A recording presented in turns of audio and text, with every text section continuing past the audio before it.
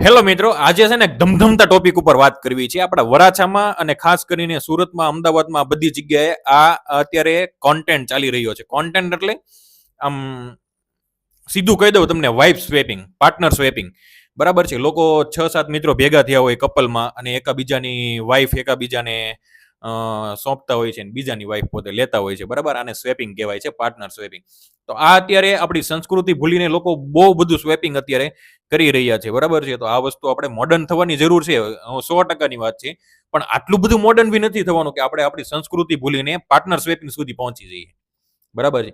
હવે વાત કરું તો આપણે વરાછામાં અને મોટા વરાછામાં સુરતની વાત કરું છું. મને ખબર છે ને એ જગ્યાની વાત કરું છું.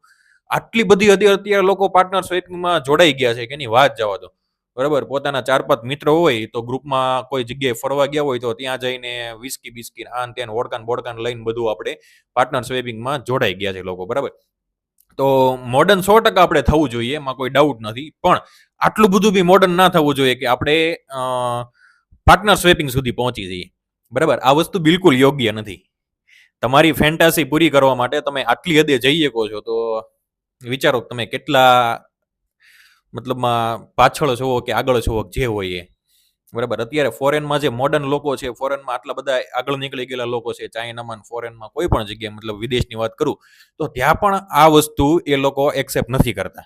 તો આપણે અહીંયા તો ભાઈ હિન્દુ સંસ્કૃતિમાં કઈ રીતે આપણે એક્સેપ્ટ કરીએ કે?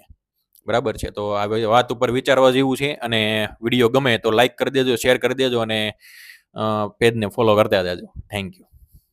અને હા, કોમેન્ટમાં તમે જણાવતા જાજો કે પાર્ટનર સ્વેપિંગ વાળું કેટલું યોગ્ય છે.